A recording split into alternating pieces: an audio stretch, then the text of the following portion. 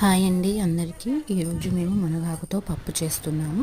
ఆషాఢంలో ఒక్కసారైనా మునగాకుతో తినాలంట. సో అందుకని మునగాకు పప్పు అయితే చేస్తున్నాము.